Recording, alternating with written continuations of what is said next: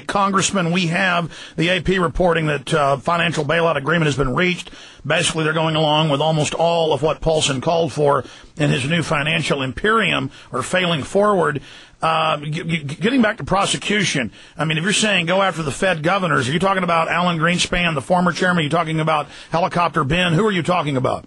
All of them, but in a way that's symbolic gesture, because they are people who have been put in office, through the system, and the president, I don't think would get anywhere on there. But morally speaking, they're the culprits.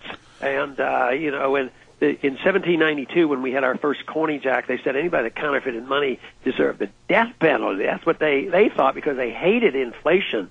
And here we are, we endorse inflation, legalize it, and put, how long was Alan Greenspan considered the maestro? The nobody would say boo to him. And here he set up the whole stage of this whole problem that we have. And really, he's just a little man behind the curtain running the scam. We only got about 4 minutes left with you, Congressman. I wanted to get into the Army Times last week announcing regular combat brigades to be rotated in for crowd control with microwave guns, non-lethal weapons. We see the federal expansion, preparing for social breakdown. So you and many others, and 70% of the American people in major polls are against the bailout.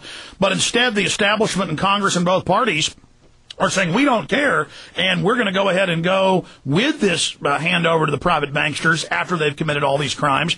Are you concerned about civil unrest if a depression comes or if this deepens? And how do we counter that when they start activating regular Army groups in the United States? Well, it's going to be tough, because that's the movement. And, they tell you what their attitude is with that provision in the Paulson's bill, which says we're exempt from the courts. We don't even want the courts to look at this. They may modify that language, but you know what their attitude is, and they want to be lawless. They don't want to be held accountable, and that's why it is extremely dangerous. I talk about the economic dangers, and we all should be concerned because we want a high standard of living, but ultimately the only thing that counts is our freedom. We could be very, very poor. We could wipe out a lot of wealth in this country, but if we had our freedoms in the market and sound money, we would all go back to work quickly. We would help our neighbors and our friends, and we would be wealthy in a short period of time. So that's why what you're talking about, are we going to have martial law, or are we going to have more freedoms? And the more problems that we have, the more likely it is that we're going to have martial law. So I do think they anticipate and make plans for these things. In closing, Congressman, you have, to tell the fact that government is always co-opted by private corporations and corrupt systems, and no matter how much good you try to put into it, it always turns out, becoming corrupted. But at the same time, people losing their homes, companies falling apart, the real economy being raided by Wall Street right now with the previous bailout money, banning the shorting only on themselves, but then turning the dogs loose on the real economy.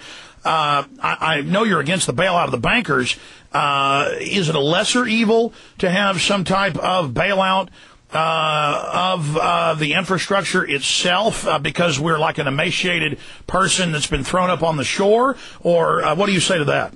And what do you mean by infrastructure? Are you talking about material infrastructure, roads, highways, and things? Well, all of it, and then people losing their houses. I mean, if we're going to have a bailout, shouldn't it be of the American people? I know that's bad too, but isn't that better? On principle, I wouldn't endorse that, but I also always have a program of transition.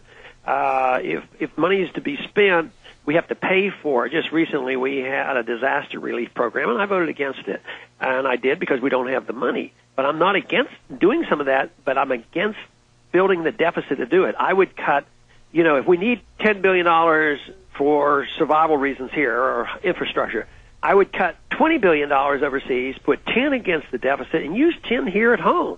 And that's not perfect, but it's so much better than continue to spend money and expand our programs overseas and getting ourselves into so much trouble. So the lesser of two evils. Well, I certainly agree with you there. This is the final question, Congressman. They're saying that they're going to go ahead and go with the bailout. Do you think that's going to fall apart, or do you think the scaremongering by both parties' leaders of imminent depression is going to get this rammed through? And then down the road, how bad do you think this will accelerate the hyperinflation? Well, it's going to be inflationary, but it might calm the markets for a little while, but it will not solve the problem. It just delays the inevitable. But yesterday I would have said, boy, there's no way they can get these votes. Today, arm twisting and giving everybody benefits and boosting this package up and passing out more funds, it looks like they're going to defy the American people. And it tells you how close the two parties are, because you see, all of a sudden, you don't see McCain and Obama fighting over this. They both endorse these bailout principles. And you see Clinton endorsing basically McCain. I mean, it's a love fest. So that tells you that they are in charge, and you know that we've complained a lot about the political system and why anybody who truly objects to the establishment can't get very far in today's establishment. Is that why you're endorsing Chuck Baldwin over the Republican candidate?